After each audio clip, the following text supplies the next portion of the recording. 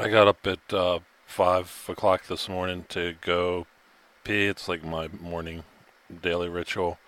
And Painscourt sent me a message, and he's being investigated for the squatty potty video that he did for Operation Paul Revere. And for those who don't know, squatty potty is like it's a little prop you put under your feet to kind of push you into the squatting position when you're sitting on the can. And for those of us who are bigger guys that maybe have a lot of muscle mass, sometimes like it's hard to relax to do number two when you go. So it helps if you're in a, they've done more research recently, so it helps if you're in a squatting position. So he sent a couple of these to Mayor Bloomberg, because Mayor Bloomberg seems like a pretty uptight guy and it might help him. So Payne's Court messaged me this morning that has been notified that he's being investigated by Mayor Bloomberg office and federal authorities and whatnot over this Operation Paul Revere squatty potty video. And the reason why I'm making this video is he was asking me what I thought. He already had thoughts about as far as it being an imposition on his free speech, and I had to look up this Rutherford Institute that I've heard about on InfoWars before. I don't know, if it's a good lawyer or not, but he was thinking as far as maybe he could get somebody who's works in civil liberties and the Constitution and civil rights as far as legal representation, because it's a violation of his free speech. But in my opinion, there's all these other issues going on that the government should be investigating rather than this. There's here in Baltimore, but it's an issue all over the country. There's people who have merchants businesses and they're taking food stamps and they convert the food stamps for cash. Here's one article: Ellicott City man arrested in the Baltimore food stamp fraud sweep. The Ellicott City man and other owners face federal indictments for illegally converting nearly $7 million of food stamp benefits to cash. Now, the reason why this is a federal case is because it's happening all over the country. Here's another one: massive food stamp fraud ring busted in Arizona. If you do a search on New York, it's also going on in New York. So my question is like, wouldn't it be a better use of federal funds or police funds to investigate somebody who's actually doing something criminal rather than somebody who is expressing their free speech? So, in my opinion, this may backfire for Mayor Bloomberg because, there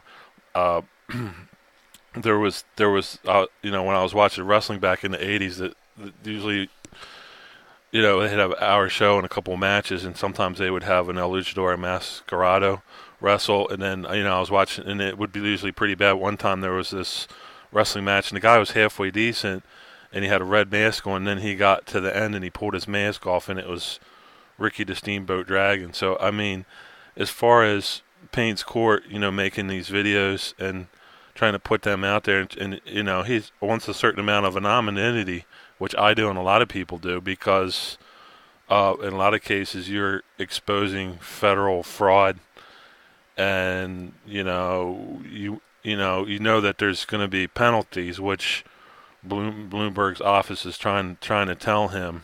There's going to be penalties for this, and an unpleasantry, and it. I think that it's a form of intimidation, but you could check out the video. He made it for Operation Paul Revere. It was in the contest. There's another story of Oregon DHS fraud. It's at coin.com is the website. And in this case, Department of Homeland Security, and a lot of times if you're investigating this on your own, it'll land in the lap of congressional oversight. But in this case, it was $140,000 that was all these people here were writing checks, and what they did was they got a Department of Human Health and Services check, and they scanned it in the computer, and they were using the routing number to generate fraudulent checks, and then putting their names on them and going to with the computer, and they were going to like grocery stores and check cashing places and cashing checks, and it was like 30 or 40 people involved in Department of Homeland Security. And I found this article because I researched that. In Maryland, when I was researching the ammo purchases, they were also buying computers, and other things were being investigated because in the case of the Department of Homeland Security fraud, they were buying entire computer systems, cloning them, and then it's called duping a lot of times, where you're buying multiple items as the same item and charging it, and there's just a huge amount of Department of Homeland Security fraud. So if there's Secret Service or whatever investigating for somebody for free speech, my question is, why aren't these people, and I'm going to turn up the heat a little bit, why aren't these people investigating that instead of free speech? Like, you know what I mean? So I know, like, here I have to be careful what kind of videos I make, because like here when I was at the Bilderberg event one time, I had people following me, and then I had to investigate who they were, and it turned out to be a private Department of Defense contractor. So in other words, I was in a multi-jurisdiction area. They couldn't call the police in to follow me or harass me, so they hired or they assigned a private contractor to do it in his spare time, you know. And I have to moderate my videos and pick out which stories I'm going to do, how I'm going to talk, what kind of language I'm going to use. And one thing that really helped me with a lot of this was I worked a blue-collar job to pay for college, and I'd get up in the morning, walk to work, and then unload trucks all day, stock shelves, wait on customers, come out, walk home, go to the bathroom, eat my lunch, and then go to college. And then if there was any kind of problems with my language or anything, they let you know in college. You know, you pretty much have to moderate your language and everything. And people say college is a waste of money, but it's actually, you know, it's not helping me make a lot of money, but it was good training in the world as far as how to moderate your language and stuff, and it was helpful. So my tip would be for people who are interested in doing kind of like media work, like they want to do a radio show or media work, you're going to have to moderate what kind of stories. It's not per se like a lot of people do where you're doing yellow journalism and you're only going to cover certain stories. In my opinion, like, you know, anything can be on the block. However, you have to take into consideration, you know, am I going to get a visit from the Secret Service for making this video? Or is this video going to get my family fired or in trouble with their boss?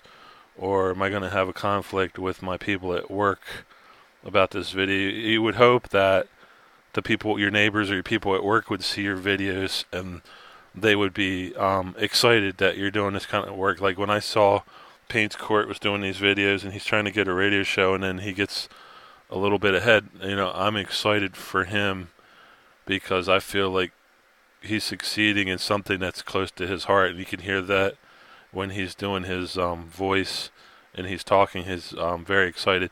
And then on a final note here, on a personal note here, I just had a personal addendum, and I'm not telling anybody to do this, but this is just a thought I had. And I have an address here to contact Mayor Bloomberg, and you do this on your own. I'm not telling you to do it.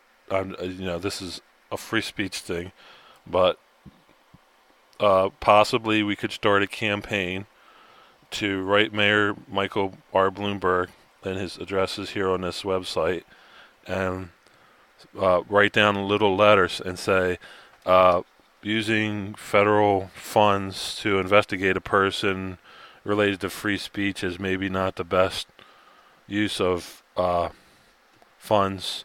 Maybe that money should be used to investigate criminal activity. And then in the package, include a condom. And then on the outside of the package on the back side, right? Letter and condom enclosed. A condom is your best protection in preventing an STD. Be real professional about it. I'm thinking about doing it.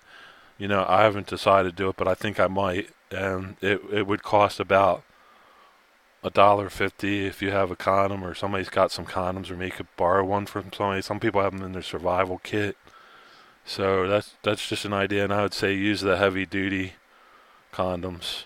But if we could get like 1,000 people to send Mayor Bloomberg a condom and then a little letter saying, investigating people for free speech is akin to selective enforcement, and maybe people should be getting investigating for fraud. Just my opinion. Maybe.